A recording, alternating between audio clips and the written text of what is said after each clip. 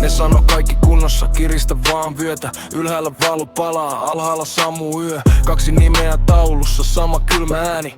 Kansa maksaa hinnan herroilla, puhdas käsi. Puhutaan numeroilla, ei ihmisillä, leikkaukset osuu aina niihin heikompiin ensin. Hei, sanotaan pakko tehdä, ei vaihtoehto, mutta aina löytyy rahaa kavereille, jännä juttu joo. Valta on siistiä, kädet pysy puhtaana kun päätökset tehdä kaukana arjesta ja aamusta. Paperilla Suomi todellisuudessa varjo, missä empatia se jäi budjettiriiessä. Varmanen sano, tää on vastuuta, tää on realismia, mut kylmä linja tuntuu vaan kylmältä ihmiseen se hymy.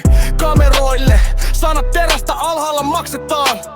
Ylhäällä selitetään, kun sanotaan, että kaikki ei voi voittaa, niin arva ketkä häviää. Ei tarvi arpoa työtön, sairas se jolla ei oo ääntä helppo ohittaa, kun ei istu samassa pöydässä. Ei tää on viha, tää on muistutus, että valta ilman sydäntä on pelkkä suoritusta. Jos se tunne arkea, et tunne kansaa, silloin päätöksetkin osuu aina saan suuntaan. Historia muistaa sanat, mut myös teot ja sen, kuka seisoo ylhäällä kun toiset vajos. Valta ei oo ikuista, mut jälki on ja se jää.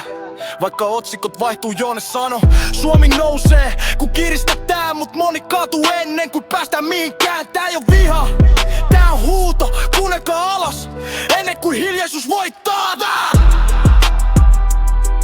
Ei, juttu ei oo kylmyyttä, vastuu ei ole selittelyä. Muistakaa se Orpo ja Purra.